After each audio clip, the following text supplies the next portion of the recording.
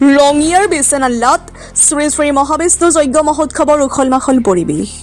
যোৱা 22 ফেব্ৰুৱাৰীৰ পৰা 6 দিনীয়া বৰ্ণাঢ্য কাৰ্যসূচীৰে আৰম্ভ হৈছে এই মহোৎসৱৰ। অসমৰ বিভিন্ন প্ৰান্তৰ পৰা ভক্ত আহি সমাগম কৰে ঐতিহ্যমণ্ডিত বিছনাল্লাৰ যজ্ঞ মহোৎসৱত।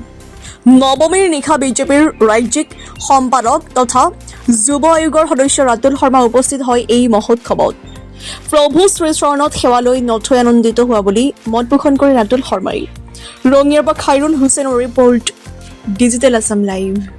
আজি আমাৰ ৰঙিয়া হিতসাধিনী সংঘৰ উদ্যোগত বিছনাল্লাত শ্ৰী শ্ৰী মহাবিষ্ণু যজ্ঞ চলি আছে আৰু এই মহাবিষ্ণু যজ্ঞৰ কাইলৈ পূৰ্ণাহুতি অনুষ্ঠান হ'ব। আজি এই অনুষ্ঠানত উপস্থিত হৈ প্ৰভু শ্ৰীচৰণত সেৱা ল'বলৈ পাই নথৈ আনন্দিত হৈছোঁ।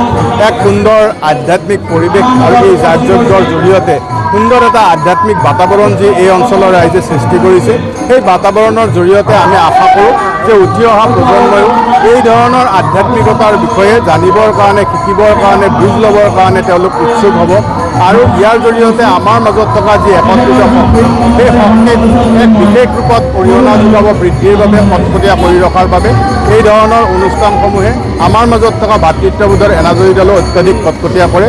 মই আজিৰ এই বিশেষ দিনটো প্ৰভুৰ শ্ৰীচৰণত প্ৰাৰ্থনা জনাইছোঁ, আমাৰ সকলোৰে মাজত থকা যি একত্ৰিত শক্তি, সেই শক্তি যাতে তেওঁ অক্ষুণ্ণ ৰাখে আৰু আমাৰ মাজত সকলোৰে পৰা অপয়ামংগলসমূহ জীৱনৰ পৰা যাতে আঁতৰাই সকলোৰে জীৱনলৈ সুখ সমৃদ্ধি উপচাই দিয়ে, তাৰে আজিৰ দিনটোত কামনা কৰিছোঁ।